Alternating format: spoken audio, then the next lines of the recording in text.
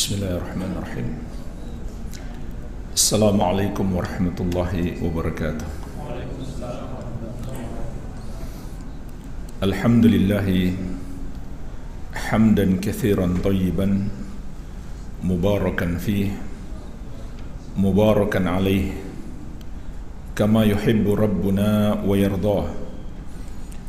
Wa ashhadu an la ilaha illallah wahdahu la syarika lah wa ashhadu anna Muhammadan abduhu wa rasuluh sallallahu alaihi wa ala alihi wa sahabatihi ajma'in wa man tabi'ahum bi ihsanin ila yaumiddin, amma ba'd. Fa ikhwani wa akhwati fillah, kaum muslimin wal muslimat rahimani wa rahimakumullah. Semoga Allah subhanahu wa ta'ala senantiasa mencurahkan rahmatnya kepada kita sekalian. InsyaAllah ta'ala kita akan memulai kembali pembahasan kitab Tauhid setelah libur panjang, hampir 2 tahun. 2 tahun libur panjang, hampir 2 tahun, memasuki bab yang kedua. Penulis kitab Tauhid, Syekhul Islam Al-Mujahidul Mujaddid Al-Imamul Allamah Al-Syekh Muhammad At-Tamimi rahimahullahu ta'ala menyebutkan Babu Fadli Tauhid wa ma yukaffiru minadz dzunub. Bab tentang keutamaan Tauhid dan dosa-dosa yang dihapuskan dengan sebab Tauhid. Jemaah sekalian, keutamaan Tauhid sangat banyak. Bahkan inilah amalan yang paling utama, yang paling dicintai oleh Allah subhanahu wa ta'ala, dan paling besar pahalanya, dan paling banyak kebaikannya. Akan tetapi penulis rahimahullah menyebutkan secara khusus keutamaan Tauhid adalah dosa-dosa diampuni. Artinya jemaah sekalian, Tauhid itu merupakan sebab terbesar dosa-dosa kita diampunkan. Karena sebab mendapatkan ampunan Allah itu sesungguhnya sangat banyak. Semua amal soleh adalah sebab kita mendapatkan ampunan. Akan tetapi dari semua sebab kita mendapatkan ampunan, Tauhid itu yang paling besar. Tauhid yang paling besar. Bahkan Tauhid adalah syarat kita mendapatkan ampunan dengan sebab-sebab yang lainnya. Walaupun kita memiliki sebab-sebab yang lainnya, tanpa Tauhid maka dosa-dosa kita tidak akan diampuni. Salat adalah sebab dosa kita diampuni. Tapi tanpa Tauhid, walaupun kita solat, dosa-dosa kita nggak akan diampuni. Puasa, zakat, haji, bersedekah, menolong orang-orang fakir, menolong orang-orang yang kesusahan, ini semuanya sebab dosa kita diampuni. Namun itu dengan syarat kita memiliki Tauhid. Tanpa Tauhid, dosa-dosa kita tidak akan terampunkan. Kenapa jamaah sekalian? Karena dosa syirik penghalang diterimanya amalan. Dosa syirik penghalang diterimanya amalan. Jadi kita solat, puasa, zakat, haji, semua amalan tidak diterima tanpa Tauhid. Sebagaimana Allah mengingatkan dalam surat Az-Zumar ayat ke-65, la in asyrakta la yahbatanna amaluka wa la takunanna minal khasirin. Kalau kamu berbuat syirik, terhapuslah amalanmu dan kamu termasuk orang-orang yang merugi. Jadi inilah pentingnya Tauhid untuk menggapai ampunan Allah. Kenapa ampunan Allah itu begitu penting? Karena itulah syarat masuk surga. Adapun banyaknya amalan kita, itu bukan syarat masuk surga. Syarat masuk surga kita dapat ampunan Allah. Tapi di mana tempat kita di surga tergantung amalan kita. Sebagaimana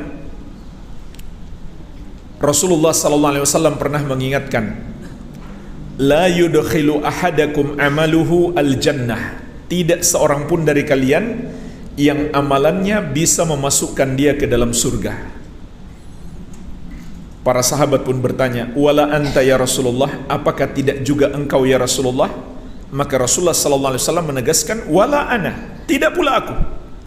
Amalanku tidak bisa memasukkan aku ke dalam surga. Illa ayyatagammadani Allahu birahmatin minhu wa maghfiratin. Melainkan aku masuk surga karena Allah mencurahkan rahmatnya dan ampunannya kepadaku. Inilah jemaah sekalian sebab kita masuk surga. Karena surga itu mahal, nggak mungkin dibeli dengan amalan kita. Oleh karena itu kita harus berusaha supaya mendapatkan rahmat dan ampunan Allah agar kita dimasukkan ke dalam surga. Maka ketahuilah sebab utama kita meraih ampunan dan rahmat Allah adalah tauhid. Tanpa tauhid, walaupun kita punya sebab-sebab yang lain, kita nggak akan diberikan rahmat dan ampunan. Walaupun kita rajin sholat, puasa, zakat, haji, semua kebaikan kita lakukan, tapi tidak memiliki tauhid, maka semua kebaikan kita itu tidak bisa menghasilkan rahmat dan ampunan Allah subhanahu wa ta'ala. Inilah yang Allah tetapkan. Mari kita pelajari dalil-dalil yang disebutkan oleh penulis dalam bab ini. Dalil yang pertama, wa qaulullahi ta'ala, dan firman Allah subhanahu wa ta'ala, alladzina amanu wa lam yalbisu imanahum bidzulmin ulaika lahumul amnu wa hum muhtadun. Orang-orang yang beriman dan tidak mencampurkan iman mereka dengan kezaliman sedikit pun, mereka itulah yang akan mendapatkan keamanan dan hidayah. Surat Al-An'am ayat 82. Jemaah sekalian, ada dua pelajaran penting yang bisa kita petik dari ayat ini. Pelajaran yang pertama, siapa orang beriman itu? Apa kriteria utamanya sehingga orang itu disebut orang beriman? Pelajaran yang kedua, apa anugerah yang Allah akan berikan kepada orang yang beriman? Ini dua pelajaran yang akan kita bahas dari ayat ini. Pelajaran yang pertama, siapa orang yang beriman? Allah mengabarkan kepada kita, orang-orang yang beriman itu adalah yang tidak mencampurkan iman mereka dengan kezaliman sedikit pun. Artinya mereka tidak berbuat zalim. Dan zalim yang dimaksudkan di sini jemaah sekalian adalah kezaliman terbesar, yaitu syirik. Karena kezaliman itu ada 3 tingkatan. Yang pertama, zulmul insan nafsahu, kezaliman seseorang terhadap dirinya sendiri. Apa maksudnya jemaah sekalian? Seseorang berbuat zalim terhadap dirinya sendiri. Maksudnya adalah dia berbuat dosa. Semua dosa yang dia lakukan, hakikatnya dia sedang menyakiti dirinya sendiri. Allah tidak dirugikan sedikit pun. Dia yang membuat dirinya rugi. Ini yang pertama. Dan tidak ada orang yang selamat dari hal ini kecuali para nabi dan rasul alaihi wassalatu wassalam. Oleh karena itu Allah memerintahkan kepada kita untuk selalu bertobat. Yang kedua, zulmul insan ghairahu, kezaliman seseorang terhadap orang lain. Ini lebih besar lagi dosanya. Dan kezaliman seseorang kepada orang lain bisa dalam 3 macam. Zalim terhadap kehormatannya, contoh menghinanya, menjatuhkan kemuliaannya, membulinya, memfitnahnya, menggibahinya. Ya, hati-hati.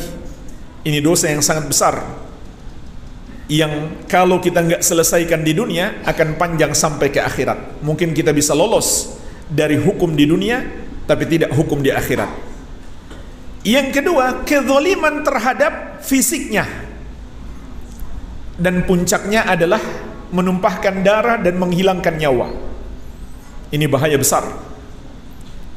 Dan yang ketiga, kezaliman terhadap hartanya, mencuri, menipu,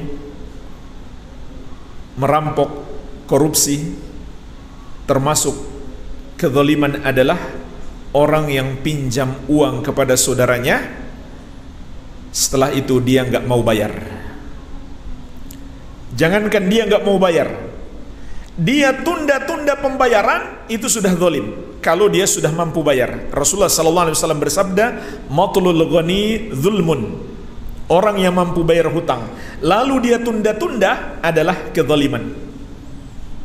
Dia masih punya niat bayar, bagaimana lagi yang nggak niat bayar sama sekali? Ini bahaya besar. Dan Nabi SAW mengingatkan, wattaqi da'watal mazlum fa innahu laisa bainaha wa bainallahi hijabun.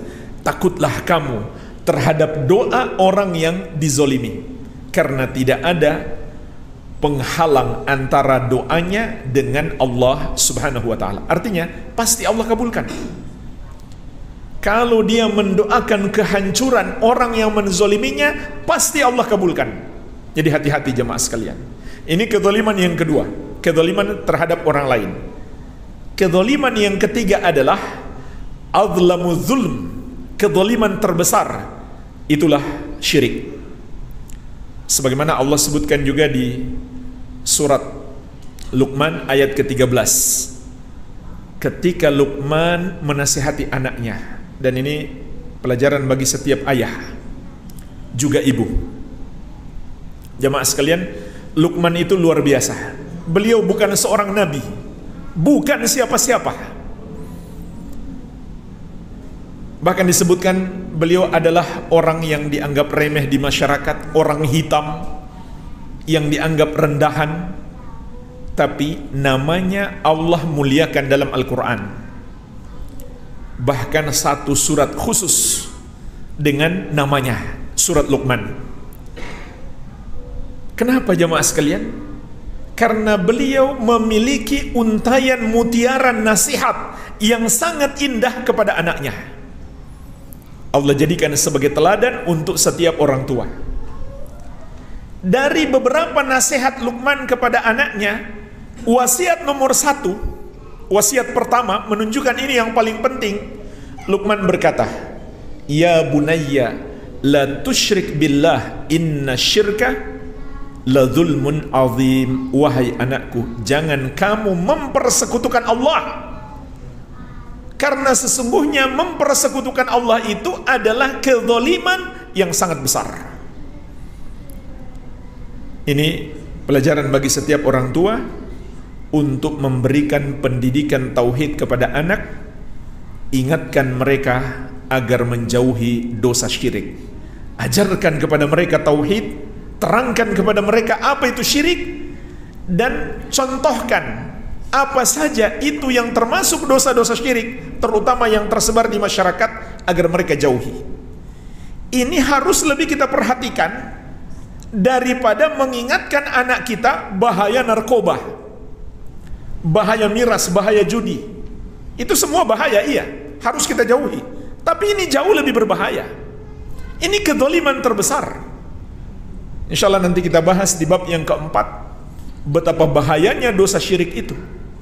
Menghapuskan seluruh amalan, membatalkan keimanan, tidak terampunkan kalau pelakunya nggak bertobat, mengekalkan dia di neraka, nggak akan pernah keluar selama-lamanya. Maka jemaah sekalian, kezaliman yang dimaksud di sini adalah syirik, kezaliman terbesar. Sebagaimana juga disebutkan di catatan kaki. Yang punya buku bisa lihat, mungkin di situ juga ada catatan kaki. Ada sebuah hadis yang menerangkan ayat ini.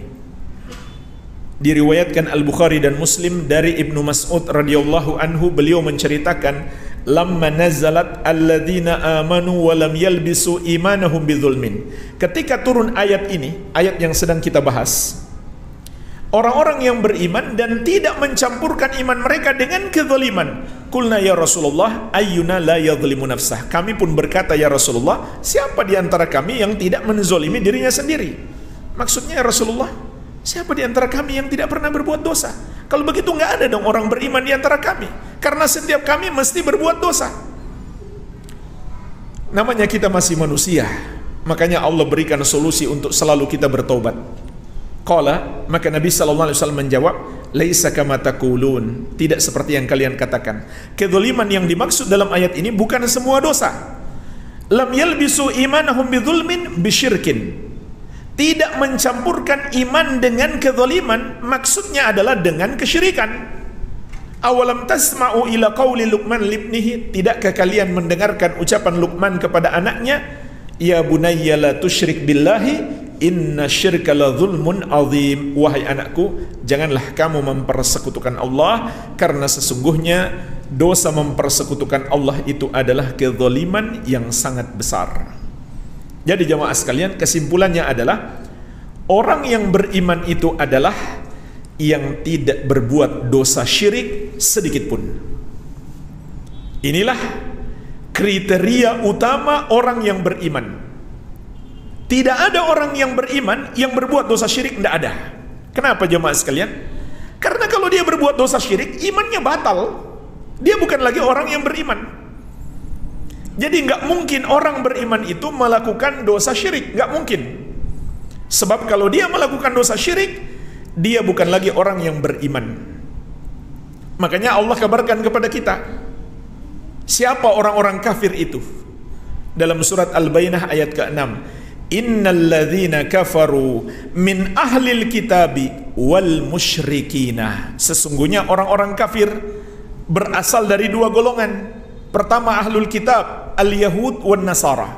Yang kedua al-musyrikin, orang-orang musyrik yang berbuat dosa syirik, yaitu yang menuhankan selain Allah, atau mempersembahkan ibadah kepada selain Allah, atau yang membenarkan, tidak menyalahkan penuhanan kepada selain Allah, atau yang menduakan Allah. Itulah kata Allah orang-orang kafir. Dan Yahudi serta Nasrani pun menjadi kafir karena syirik. Orang-orang Yahudi mengatakan Uzair anak Allah. Mereka persekutukan Allah dengan Uzair. Mereka pun menyembah Uzair. Mereka persekutukan Allah dengan makhluk, yaitu mereka sifatkan Allah dengan sifat makhluk punya anak. Dan mereka kemudian menyembah Uzair. Orang-orang Nasrani menjadi kafir karena mereka mengatakan Isa anak Allah. Mereka pun menyembah Nabi Isa alaihi salam. Jadi dosa kesyirikan itu adalah pembatal keimanan, penyebab seseorang itu menjadi murtad, keluar dari Islam. Sehingga tidak ada orang beriman yang berbuat dosa syirik. Inilah jemaah sekalian pelajaran pertama.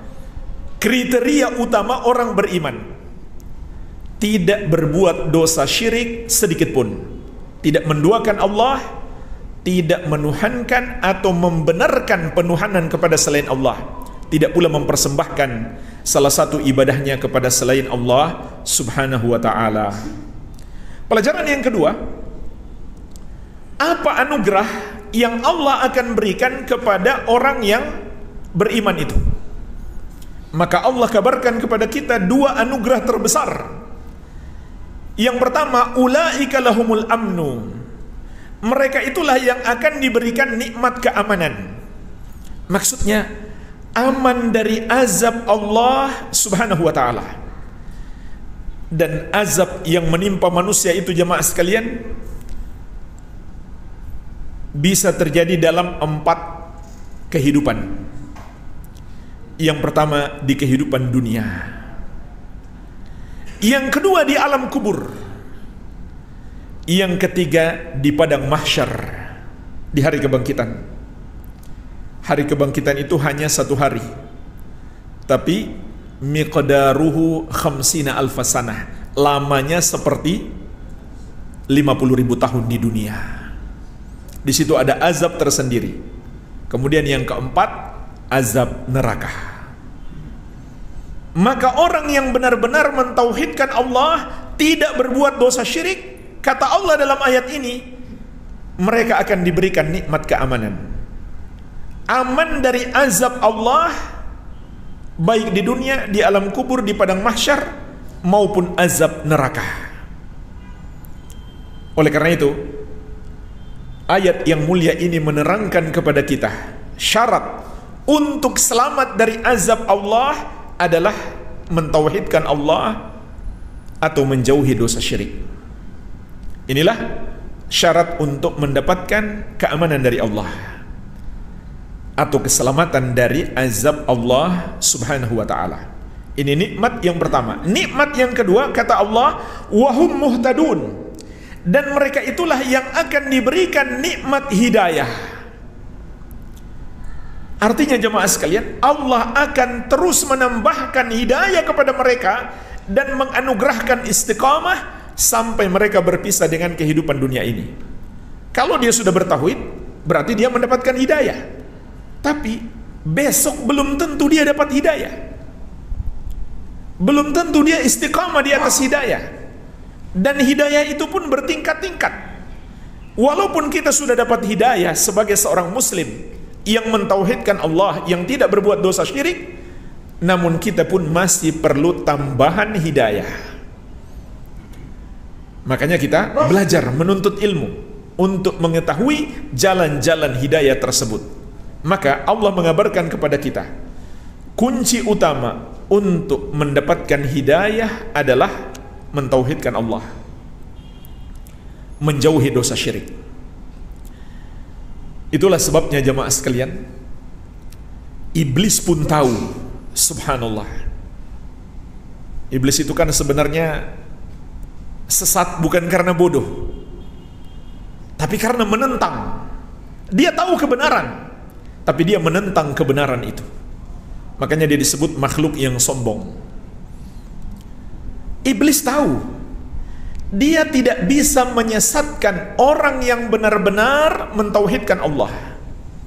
Surat Shad ayat 82-83 Allah sebutkan sumpah iblis, qala fa bi'izzatika la'ubwiyannahum ajma'in illa ibadaka minhumul mukhlasin. Iblis bersumpah, demi kemuliaanmu ya Allah. Lihat jemaah sekalian, pengetahuan iblis tentang Allah. Dia masih bersumpah dengan Allah. Dia tidak bersumpah dengan selain Allah. Iblis bersumpah, demi kemuliaanmu ya Allah, aku akan menyesatkan mereka semuanya, kecuali hamba-hambamu yang ikhlas. Aku tidak sanggup menyesatkan mereka. Jangan sampai iblis tahu kita nggak tahu. Ini luar biasa. Siapa yang dimaksud hamba yang ikhlas?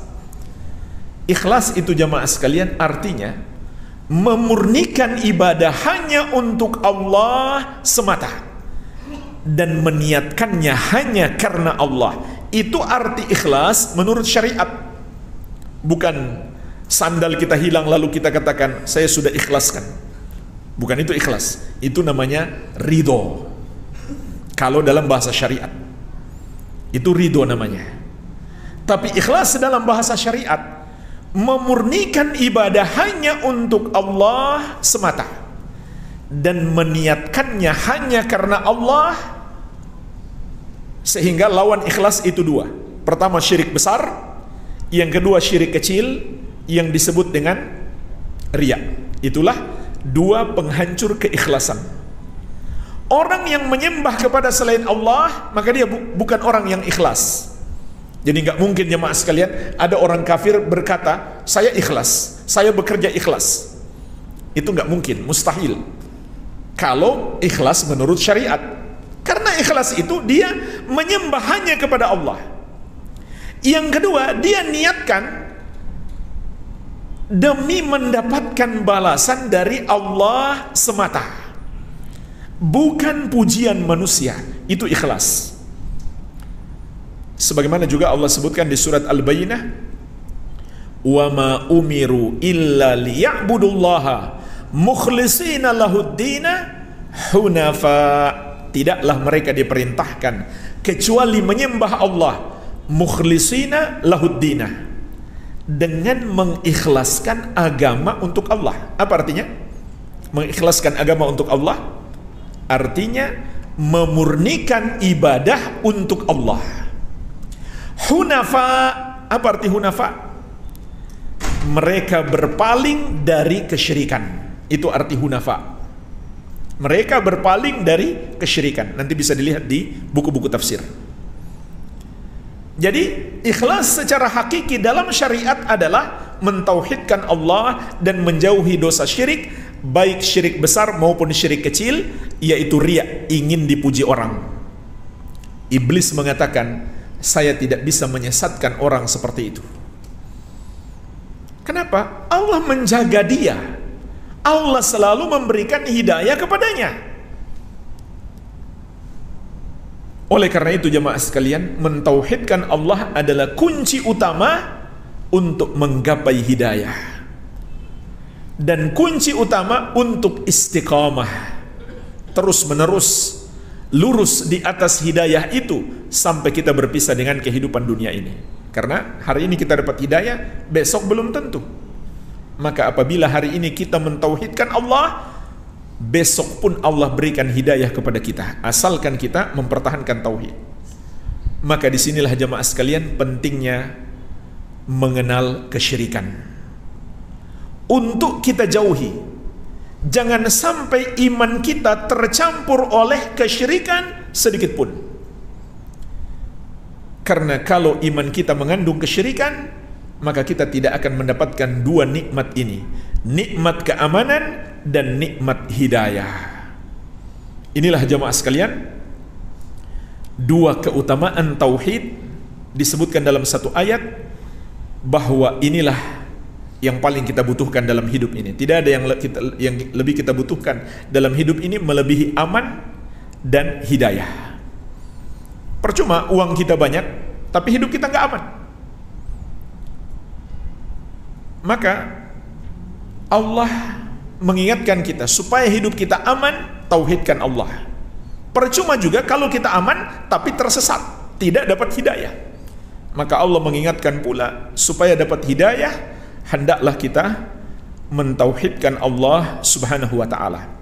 Dan ayat ini juga memberi pelajaran penting kepada kita bahwa orang-orang musyrik, orang-orang yang mempersekutukan Allah adalah orang-orang yang tersesat.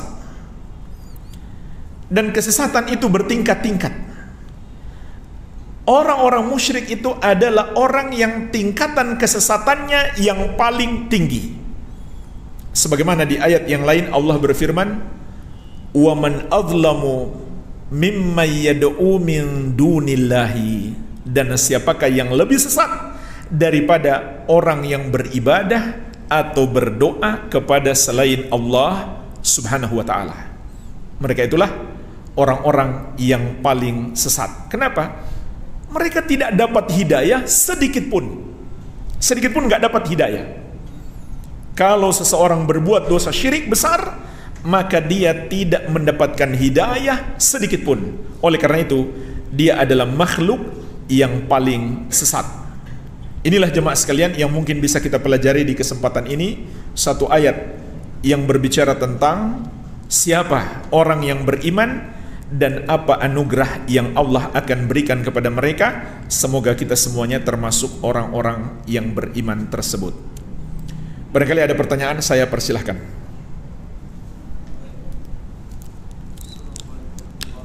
Waalaikumsalam.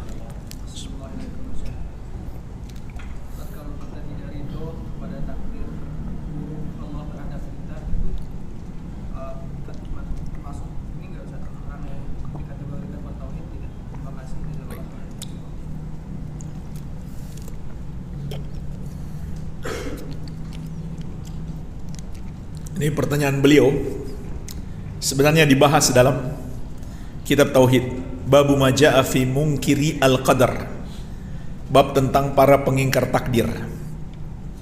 Cuma itu sudah bab 50-an atau 60-an tuh. Mungkin 3 tahun depan kita baru sampai ke situ. Kalau sampai, insya Allah ya. Baik, jadi tentang orang yang tidak ridho terhadap takdir buruk. Takdir buruk itu ada dua. Takdir buruk itu ada dua. Yang menimpa agama dan menimpa dunia. Yang menimpa agama seseorang atau menimpa dunia. Yang menimpa agama seseorang maksudnya adalah dia terjerumus dosa. Orang yang berbuat dosa, takdir Allah atau bukan? Takdir Allah.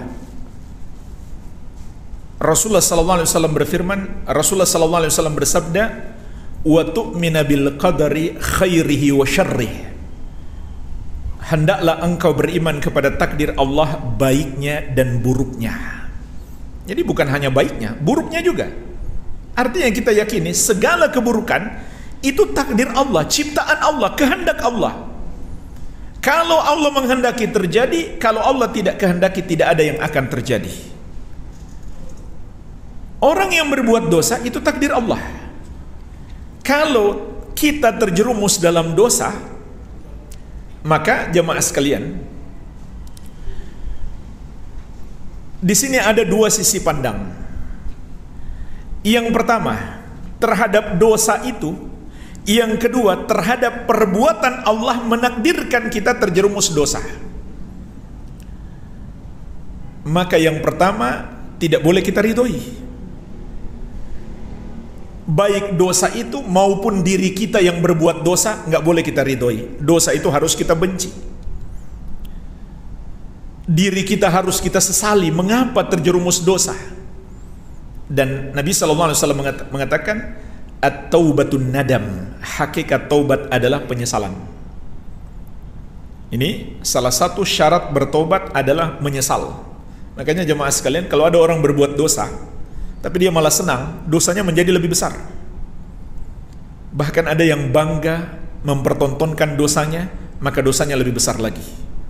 Kalau ada orang yang mengikuti dosanya, dosanya bertambah besar lagi. Tapi kalau dia menyesal, maka itu adalah salah satu syarat taubat, menyesali dosanya. Jadi terhadap dosanya dan terhadap dirinya, dia marah dan dia menyesali perbuatan itu. Tapi terhadap Allah yang menakdirkan itu harus dia ridhoi. Harus dia ridhoi. Ini yang pertama. Yang kedua, takdir yang menimpa dunia kita. Contohnya mungkin usaha kita bangkrut, bisnis kita gagal. Maka di sini pun ada dua sisi pandang. Yang pertama terhadap kebangkrutan itu. Yang kedua terhadap perbuatan Allah menakdirkan itu kepada kita. Maka jemaah sekalian, meridhoi kebangkrutan itu hukumnya adalah sunnah, tidak wajib. Yang wajib adalah sabar. Kalau kita ridho, pahalanya lebih besar. Ada lagi yang lebih besar pahalanya, yaitu sabar di bawah. Jadi sabar yang paling rendah. Di atasnya lagi ridho. Di atasnya lagi apa? Nah, tadi sudah saya terangkan makna ikhlas ya. Ini salah penempatan lagi ikhlas. Iya. Tadi sudah saya terangkan makna ikhlas. Jadi ini 3 tingkatan menghadapi musibah. Paling rendah sabar, itu paling minimal. Dan hukumnya wajib. Kalau dia sabar ditambah ridho, ini lebih tinggi lagi. Karena dia tinggi, berat, sampai hukumnya nggak wajib. Karena berat. Hukumnya sunnah. Ada lagi yang lebih tinggi. Apa itu? Bersyukur. Bisa nggak kita ditimpa musibah malah bersyukur? Itu para salaf begitu dahulu. Dia bukan sekedar sabar, bukan sekedar ridho, malah dia syukuri. Kenapa jemaah sekalian? Orang dahulu, para ulama salaf, saat ditimpa musibah malah bersyukur? Karena mereka tahu hakikat musibah. Kebaikan-kebaikannya sangat besar. Pahala sabar, penghapus dosa. Kalau kita minta kepada Allah dengan doa yang diajarkan Nabi SAW, Allahumma pertama kita ucapkan dulu innalillahi wa inna ilaihi raji'un, kemudian kita berdoa Allahumma jurni fi musibati wa khlufli khairan minha. Ya Allah, berikanlah pahala pada musibahku dan gantilah dengan yang lebih baik. Kata Nabi sallallahu alaihi wasallam, niscaya Allah akan gantikan dengan yang lebih baik. Makanya mereka bersyukur. Ya, terutama mendapatkan pahala dan ampunan Allah. Baik, ini pada musibah itu ridhonya tidak wajib, sabarnya yang wajib. Tapi pada perbuatan Allah menakdirkan, meridhoinya wajib. Tidak meridhoinya atau marah kepadanya atau menolak takdir Allah adalah termasuk pembatal keislaman. Karena itu rukun iman yang keenam. Itu rukun iman yang keenam, beriman kepada takdir. Kalau kita menolaknya, marah terhadapnya, maka ini bisa membatalkan keimanan kita. Oleh karena itu Rasulullah SAW juga pernah bersabda, innallaha idza ahabba qauman ibtalahum faman radiya falahu ridha wa man sakhita falahu sakhat. Sesungguhnya Allah apabila mencintai satu kaum, Allah timpakan kepada mereka bala. Kalau barang siapa yang ridho, maka Allah pun ridho kepadanya. Barang siapa yang marah, tidak ridho, maka Allah pun marah kepadanya. Jadi bedakan antara dua hal ini. Ridho terhadap musibah dan ridho terhadap perbuatan Allah menakdirkan musibah itu. Hukumnya berbeda. Meridhoi musibah hukumnya sunnah, yang wajib adalah sabar. Tapi meridhoi perbuatan Allah menakdirkan itu hukumnya adalah wajib. Wallahu a'lam. Ada pertanyaan lain? Mengeluh apa bagian dari tidak itu? Apa itu? Mengeluh. Mengeluh. Mengeluh. Apakah itu menunjukkan ketidakridhaan? Kalau seseorang mengeluh kepada Allah, artinya dia bermohon kepada Allah, dia berdoa kepada Allah. Justru hal yang bagus, justru itu hal yang baik. Mengeluh kepada Allah artinya berdoa kepada Allah, mencurahkan keluh kesah kita kepada Allah, artinya kita bermohon kepada Allah, minta pertolongan. Maka justru itu hal yang baik. Kepada siapa lagi kecuali Allah, jalan yang terbaik kita mendapatkan pertolongan. Amma yujibul muttarra idza da'ahu wa yakshifus su'a. Allah mengingatkan ini, siapakah yang maha mampu menolong orang yang kesusahan tatkala dia berdoa kepadanya dan menghilangkan kesusahan itu, melainkan Allah. Jadi kalau ini yang dimaksud mengeluh kepada Allah, justru itu yang memang harus kita lakukan. Tapi kalau kita mengeluh kepada manusia, maka ini hal yang tercela, yang menunjukkan ketidakridhaan. Dan itu sama saja dia mengeluhkan Allah kepada makhluk. Kenapa? Kan Allah yang berbuat itu kepada dia. Berarti dia melaporkan Allah kepada makhluk. Allah yang menakdirkan itu, kemudian dia laporkan kepada makhluk. Maka itu hal yang sangat tercela. Maka mengeluhlah hanya kepada Allah, berdoalah hanya kepadanya. Wallahu alam.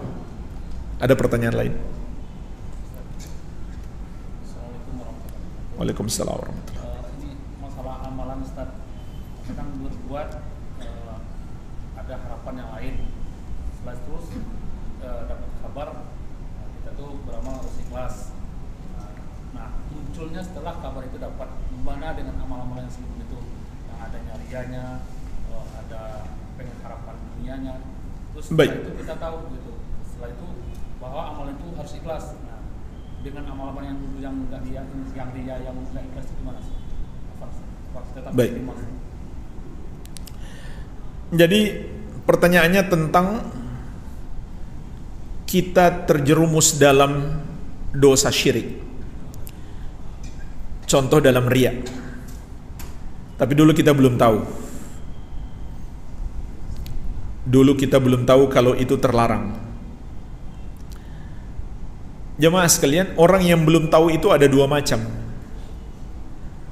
Ada yang tidak tahu karena sengaja nggak mau tahu, sengaja nggak mau belajar, maka dia tidak mendapatkan uzur. Jadi nggak tepat ya kalau ada orang mengatakan daripada banyak tahu nanti banyak dosa, lebih baik nggak usah belajar. Justru dosanya menjadi double. Dosa dia nggak mau belajar, karena belajar agama itu kan wajib. Thalabul ilmi faridatun ala kulli muslim, kata Nabi sallallahu alaihi wasallam. Belajar ilmu agama wajib atas setiap muslim. Ditambah dosa yang dia lakukan karena ketidaktahuan, maka dosanya justru menjadi double. Nah, yang mendapatkan uzur itu orang yang sudah berusaha belajar mencari tahu, tapi ilmunya belum sampai di situ, atau mungkin dia belum ketemukan guru yang bisa menjelaskan kepadanya, maka insya Allah dia mendapatkan uzur. Allah maafkan kesalahannya karena ketidaktahuannya, bukan karena dia ingin menentang Allah, tapi karena dia tidak tahu dan dia sudah berusaha belajar. Bukan dia nggak mau belajar, cuma belum sampai di babnya atau belum ketemu guru yang bisa menjelaskan. Maka insya Allah orang seperti ini mendapatkan uzur. Wallahu a'lam. Jadi tergantung bagaimana kondisi kita ketika terjerumus dalam dosa itu. Karena ketidaktahuan kita, apakah kita sengaja nggak mau tahu atau kita orang yang sudah berusaha belajar.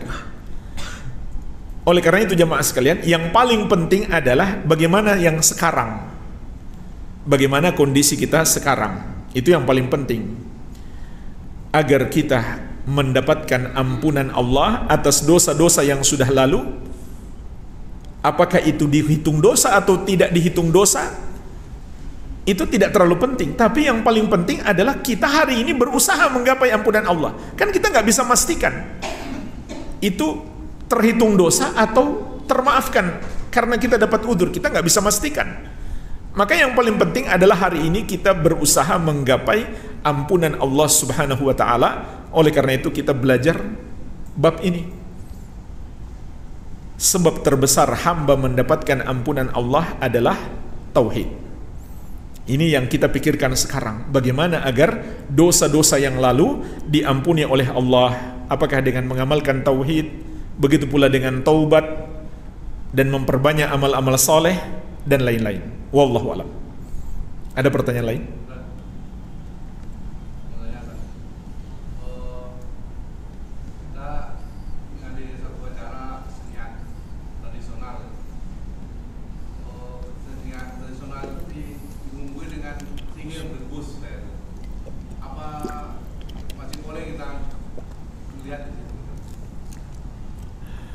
Boleh, tapi dengan syarat.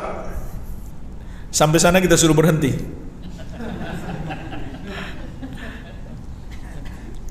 Tidak boleh mendatangi orang yang berbuat dosa kecuali untuk satu maksud, yaitu melakukan amar ma'ruf nahi mungkar. Jangankan orang berbuat syirik, orang minum khamar saja nggak boleh kita datangi. Rasulullah SAW bersabda, "Man kana yu'minu billahi wal yawmil akhir fala yajlis ala ma'idatin yudaru 'alaihal khamru." Barang siapa yang beriman kepada Allah dan hari akhir, janganlah dia duduk di depan sebuah meja yang diedarkan khamar padanya. Maksudnya dia nggak minum, dia cuma duduk di situ. Kalau dia betul beriman kepada Allah dan hari akhir, jangan dia duduk di situ. Kalau itu syirik, lebih berbahaya lagi. Di surat An-Nisa ayat 140, Allah memberi peringatan keras. Wa qad nazzala 'alaikum fil kitabi an idza sami'tum ayatillahi yukfaru biha wa yustahza'u biha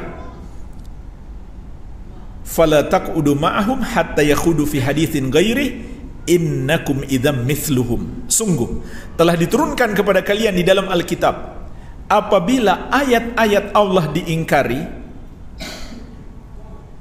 atau diperolok-olok, maka janganlah kalian duduk-duduk bersama orang-orang yang melakukan kekafiran itu sampai mereka memasuki pembicaraan yang lain. Kalau kamu bersama mereka, kamu kalau begitu sama dengan mereka. Lihat ini, ancamannya berat sekali. Kalau kita di situ, kata Allah, sama dengan pelakunya. Kenapa? Karena keberadaan kita di situ menunjukkan persetujuan.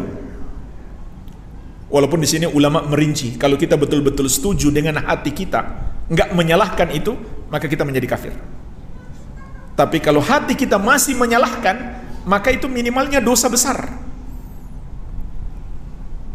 Jadi jamaah sekalian, ini bahaya besar. Makanya Imam Nawawi rahimahullah mengatakan, warridho bil kufri kufrun. Meridhoi kekafiran adalah kekafiran. Berdasarkan ayat ini, surat An-Nisa ayat 140. Sampai beliau mengatakan, orang yang berniat murtad sudah murtad.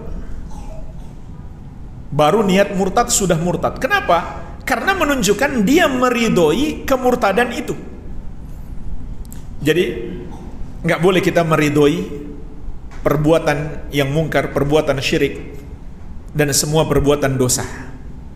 Dan bukti ketidakridhoan kita adalah kita jangan ikut hadir bersama-sama orang yang melakukan itu, kecuali dengan maksud untuk mengingatkan dia. Setelah itu kita pergi. Ya. Dulu Umar bin Abdul Aziz rahimahullah, pemimpin kaum muslimin yang adil, beliau berdalil dengan ayat ini, An-Nisa 140. Ketika beliau menangkap orang-orang yang sedang minum khamar, kemudian beliau mencambuk mereka semuanya. Lalu dikatakan kepada beliau, wahai Amirul Mukminin, ada satu nggak ikut minum, bahkan dia sedang puasa. Maka dia pun tetap dicambuk. Karena Allah mengatakan, innakum idzam mithluhum. Kamu kalau begitu sama dengan mereka. Jadi nggak boleh kita menghadiri orang yang berbuat kemungkaran. Sampai sahabat ketika diundang ke walimatul urs, dan ini hukumnya wajib loh. Kalau kita diundang orang untuk menghadiri resepsi pernikahan, ini termasuk wajib dihadiri. Tapi sahabat dulu sudah sampai di situ, kemudian mereka melihat di situ ada maksiat, mereka pulang. Ini undangan yang wajib, apalagi cuma hiburan yang tidak wajib.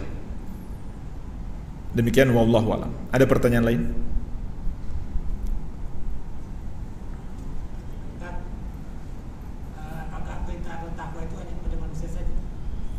Manusia dan jin. Iblis termasuk jin. Kana minal jinni. Kata Allah, dia termasuk jin. Dia termasuk bangsa jin. Dua makhluk yang mendapatkan perintah melaksanakan syariat, yaitu manusia dan jin. Wa ma khalaqtul jinna wal insa illa liya'budun. Dan tidaklah aku menciptakan jin dan manusia kecuali agar mereka beribadah kepadaku. Jadi kalau ketemu iblis, kasih tahu agar bertakwa kepada Allah Subhanahu wa ta'ala. Iblis dari bangsa jin. Ada pertanyaan lain?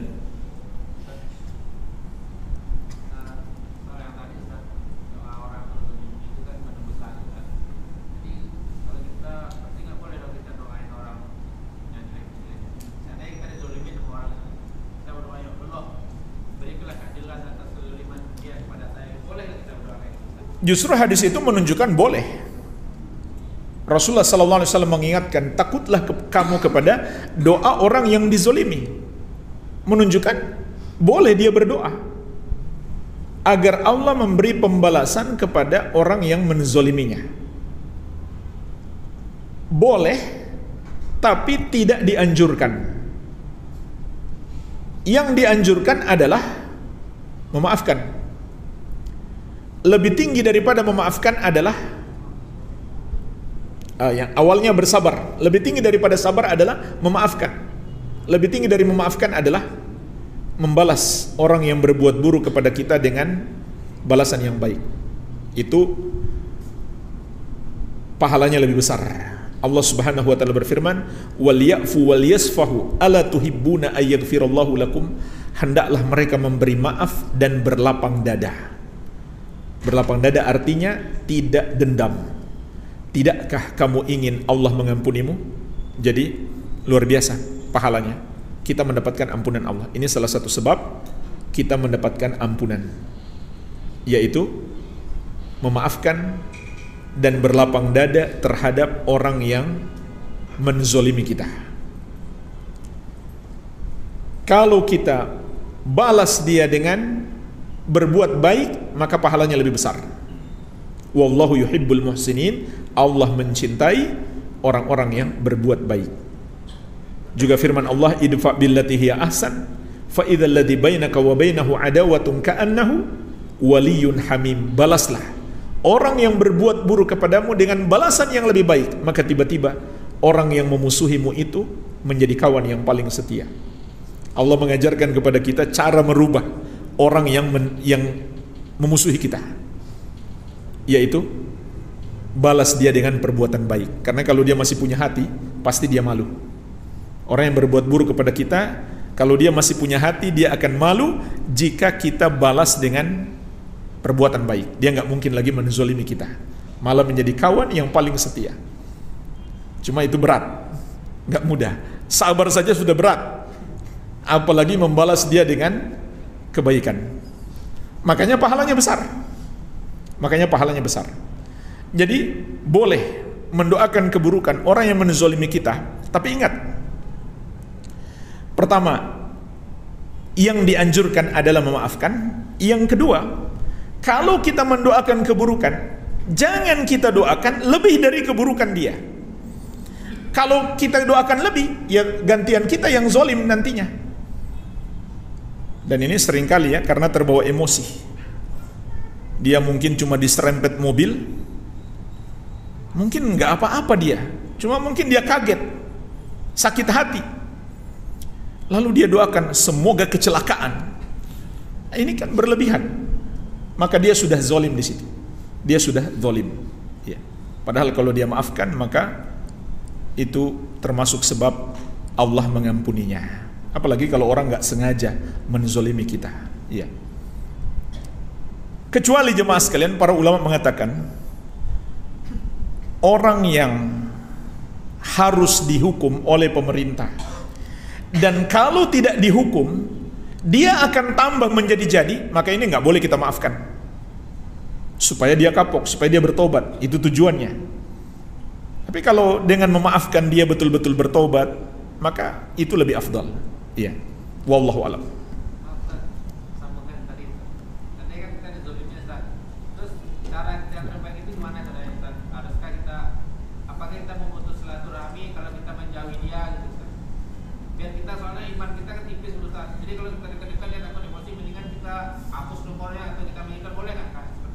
Boleh, kalau kita khawatirkan ada mudarat yang lebih besar jika dekat-dekat dia, lebih baik menjauh. Tapi bukan kita memutus silaturahmi, bukan. Termasuk memutus silaturahmi, tapi Dosa dong. iya dosa, tapi kalau dekat dia dosa lebih besar. Iya kan? Ini mau pilih mana? Menjauhi dia dosa, memutus silaturahmi. Tapi mendekat dia mungkin berdosanya lebih besar. Jadi kita dihadapkan pada dua mudarat. Maka kita ambil mudarat yang lebih ringan, dan itu dimaafkan oleh Allah karena kita berusaha menghindari dosa yang lebih besar. Ya, kalau dekat-dekat dia emosi terus, lebih baik menjauh, paling tidak untuk sementara waktu sampai dia berubah, ya kan? Dan mungkin juga itu bisa menjadi pendidikan buat dia, agar dia berpikir, kenapa saudara saya menjauhi? Agar dia mau bertobat, merubah diri. Ya, kalau dia sudah merubah diri, ya kita lanjutkan lagi. Iya. Nah itulah Allah ajarkan tadi, cara merubah dia diantaranya berbuat baik kepadanya. Nah, itu lebih bagus daripada kita menjauhi dia. Lebih bagus kita berbuat baik kepadanya. Apalagi jemaah sekalian, orang yang mungkin gak sholat, belum ngaji, siapa lagi yang mau ngajak dia sholat? Siapa lagi mau ngajak dia ngaji kalau bukan kita? Dekati dia, berikan dia hadiah, ajak dia ke majelis ilmu supaya dia berubah, dia mengenal akhlak yang mulia. Ya, wallahu a'lam. Ada pertanyaan lain? Mungkin cukup? Baik, semoga bermanfaat. Lebih dan kurangnya saya mohon maaf. Wabillahi taufik. Subhanakallahumma bihamdika asyhadu an la ilaha illa anta astaghfiruka wa atubu ilaik. Wa sallallahu ala nabiyyina Muhammadin wa alihi wasallam. Wa akhiru da'wana anil hamdulillahi rabbil alamin. Wassalamualaikum warahmatullahi wabarakatuh.